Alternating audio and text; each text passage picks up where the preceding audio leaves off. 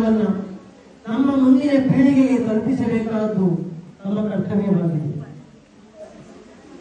ನನಗೆ ತುಂಬಾ ಸಂತೋಷವಾಯಿತು ನಮ್ಮ ಈ ಶಾಲೆಗೆ ಬಂದು.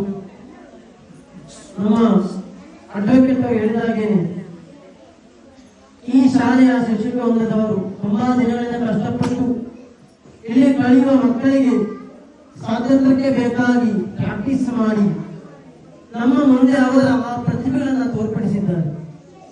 ಒಂದೊಂದು ನನ್ನ ಮನಸ್ಸಿಗೆ ತುಂಬಾ ನೋವಾಗುತ್ತೇನೆಂದ್ರೆ, ನಮ್ಮ ಮಕ್ಕಳಿಗೆ ವಿದ್ಯೆ ಅಳತೆಯನ್ನು ನೀಡುವಂತಹ ನಮ್ಮ ಶಿಕ್ಷಕರು ಈಗ ಕೂಡ ಹೊರಗೆ ನಿಂತಿದ್ದಾರೆ.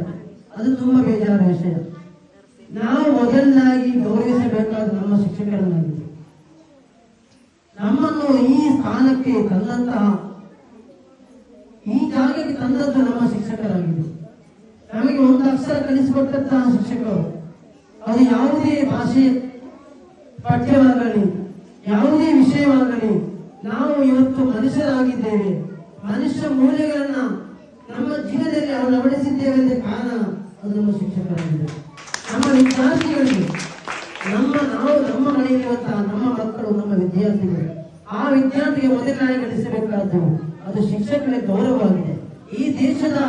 ಈ ದೇಶದ ಬೆನ್ನೆಲುಬು, ಈ ದೇಶ ಮುಂದುವರಿಬೇಕಾದ್ರೆ ಮೊದಲನಾಗಿ ಶಿಕ್ಷಕರಲ್ಲಿ ಗೌರವ ಮುಖ್ಯವಾಗಿದೆ.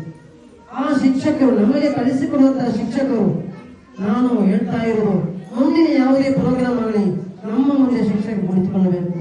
ಇದೊಂದು ಸಲಹೆ ಮಾತ್ರವಾಗಿದೆ. ಯಾಕೆಂದ್ರೆ ನಮ್ಮನ್ನು ಈ ಸ್ಥಾನಕ್ಕೆ ಕುರಿತು ಯಾವುದೇ ಅಡ್ವೊಕೇಟ್ ಆಗಲಿ ಅಥವಾ ಸದಸ್ಯರಾಗಲಿ ನಾವು ಈ ಸ್ಥಾನಕ್ಕೆ ಬಂದು ಕುಳಿತುಕೊಳ್ಳಬೇಕಾದ್ರೆ ನಮ್ಮನ್ನು ಎಲ್ಲಿಗೆ ತಲುಪಿಸಿದ್ದು ನಮ್ಮ ಶಿಕ್ಷಕರಾಗಿದೆ.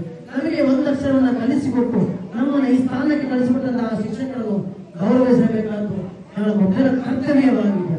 ಆದ್ದರಿಂದ ನನಗೆ ಬೇಜಾರದು, ಈ ಶಾಲೆಯ ಮುಖ್ಯ ಶಿಕ್ಷಕರು ಕೂಡ ನಿಂತಿದ್ದಾರೆ.